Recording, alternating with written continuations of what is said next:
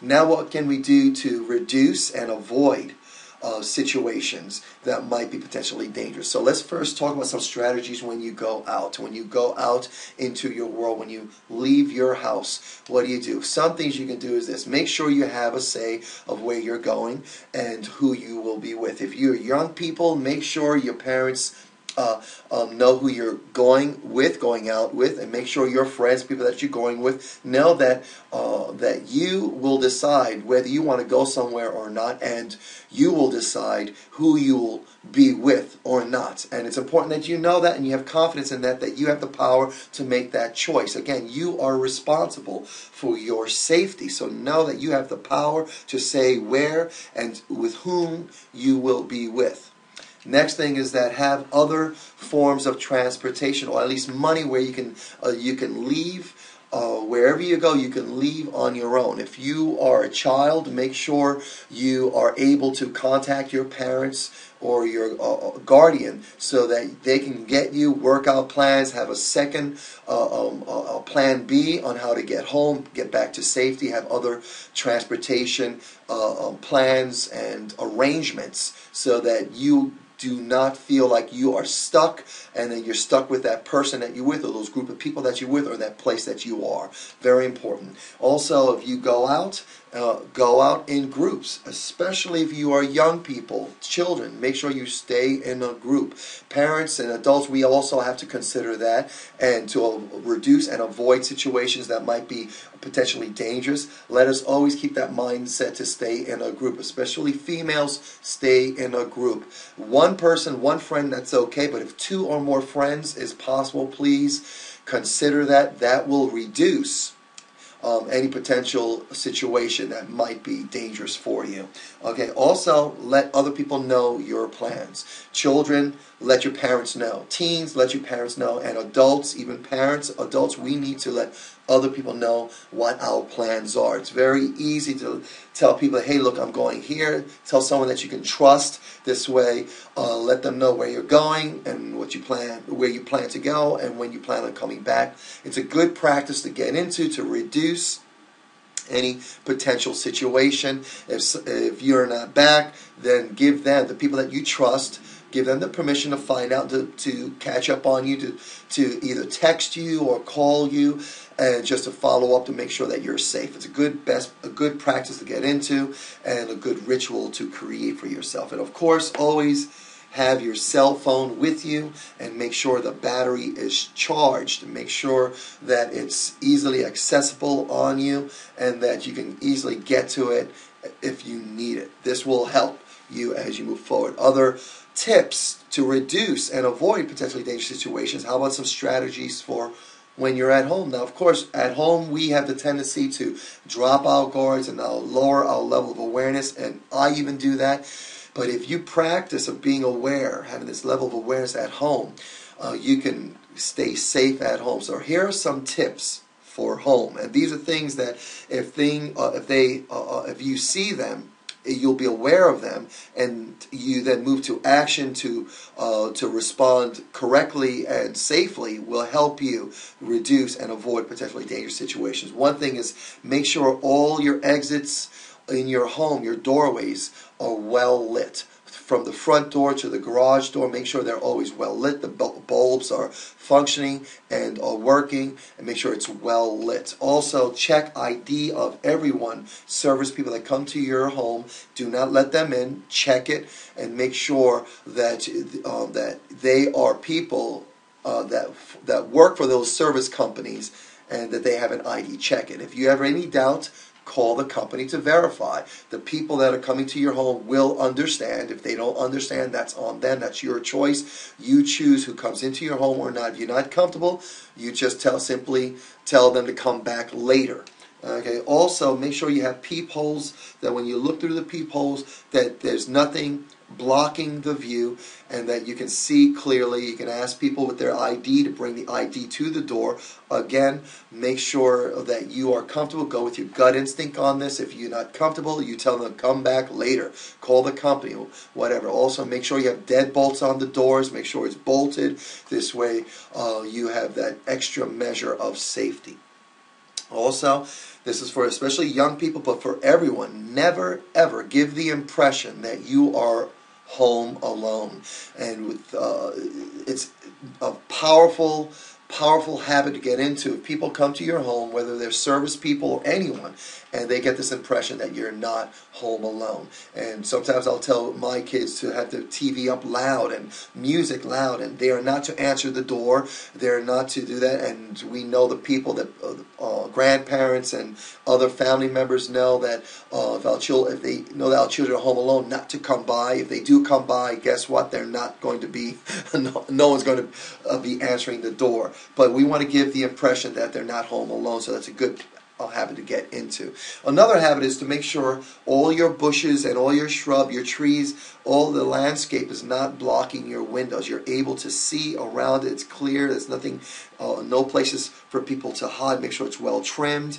And of course, this brings us to knowing where the potential hiding places are. So for instance, when you're leaving your house, know where someone might hide and make sure you get into the habit of looking, making sure that no one's there to jump out at you. And also when you come home, especially at night, know where the potential hiding places are. Make sure it's well lit and make sure you keep the bushes and everything trimmed. This way there's very few places where someone can hide. If there's some hiding places that you cannot avoid, make sure you have a high level of awareness and be aware of those places and have a certain route that you take, some way that you can make sure that there's no one hiding in those places. Another strategy, some other strategies you want to make sure you consider is that when you come home at night, okay, and you see doors open or windows open, look like there's signs of forced entry, don't go inside. Go to a safe place, a safe distance, and then call 911. Call the police for assistance. Let them know what you've seen, and do not go to the home. Let them come, and they will assist you. And that is what they're trained to do. That is their role. That is why they're there. Do not go into the home. This will, again, reduce any potentially dangerous situation and help you avoid that. Next, what can you do in your car? So here are some strategies for when you are driving and you're in your car to reduce and avoid potentially dangerous situations. Number one, keep your car in good working condition. Make sure it's functioning. Make sure it runs well. And also make sure you have gas, that it's filled up and you know exactly how far you have to go, how much gas you have in there, and that you don't need to fill up at all. Next thing is always have your keys out and ready to get into your car.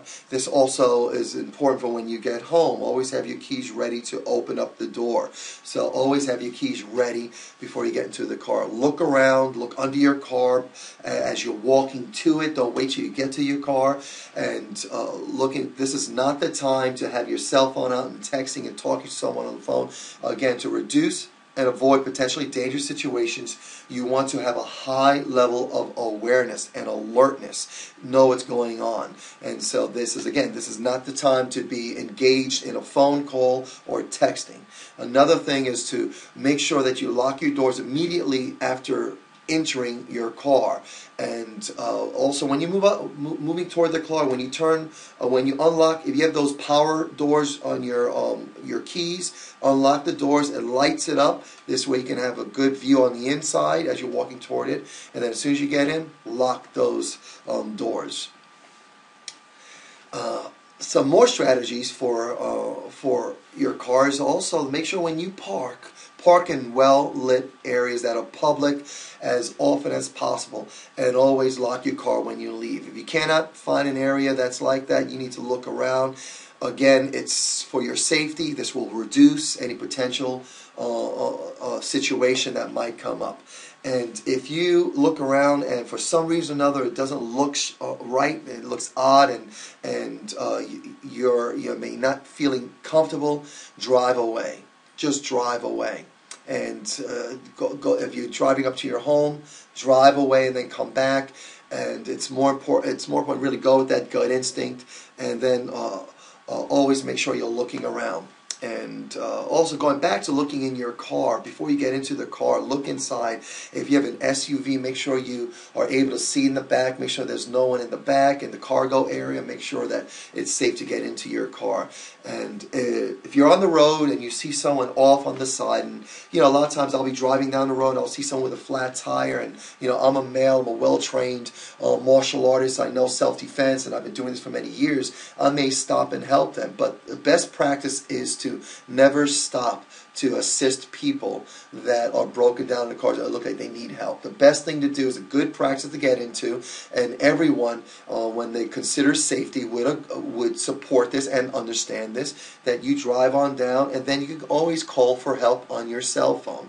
These days, everyone has cell phones, and people who are driving in their cars, they have a cell phone. And I know sometimes, you may forget your cell phone, may not have it, but people know about cell phones. And if you drive by someone that needs help, dial 911, call assistance saying that you saw someone at this place on the road. It looks like they need help, and you just wanted to call in, and that's the best thing to do. But don't stop. This will prevent a potential situation. Another strategy that you can do is that if you have a flat tire, drive to the nearest well-lit and well-traveled area before you stop. Good practice to get into, if at all possible. If you are in an accident and you're safe and there's no smoke or anything like that, a small light accident, maybe a fender bender, a small accident, that you can safely stay in your car until the police come. And even with, you'll dial 911, say you were in an accident, they'll come there as soon as possible. If you were in an accident with someone else and it's safe for both of you, do not get out of your car. You can crack the window, tell the person that you're going to stay in your car until the police come. They will understand. You explain to them, look, just for our safety, I'm going to stay in my car. I recommend you stay in your car until the police officers come. And that's a great practice. This will avoid any potential situation. And if you are being followed, there's another thing that I know sometimes I've had people tell me they were followed and home. Best thing to do is to drive past your home. If you have this fence, even if you are mistaken, best thing is to drive past your home, go to the nearest police station or fire station, and honk your horn or get out and let them know that you need safety, and if they can assist you, and you can then take it from there. That's a good practice to get into to avoid any potential situation. Now let's talk about when you go out on foot, whether you're a jogger, because I like to jog sometimes early in the morning. But if you are someone that goes out, takes a walk with your kids, or you're someone that's a jogger, here's some tips, some strategies that you want to make sure become a best practice for you.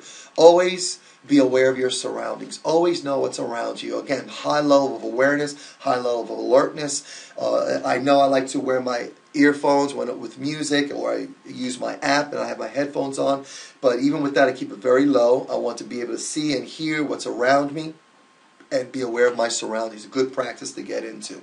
Another one is be aware of the people that are around you and the animals around you. Where are the dogs? And make sure that when you're running, I know when I run, sometimes I'll see raccoons, or I'll see other animals. There's sometimes foxes in our area. So make sure that you are aware of animals around you. And I know as easy as it is to get into a zone and start daydreaming, this is not the time to really daydream. You have to have a high level of alertness. Again, we're talking about reducing potential situations and avoiding potential situations. And to do that, we must have a high level of awareness. Okay, now, when you're walking in the streets, let's say some of you that are in the cities or towns that have neighborhoods where sidewalks, walk close to the curb, avoid doorways, avoid bushes, and be highly aware of alleys. And when you're walking down the street or running down the street, make sure you stay close to the curb. That's a good practice. Also, when you coming down the curb and look into the cars, have a habit of looking into the car, see if there's people in there,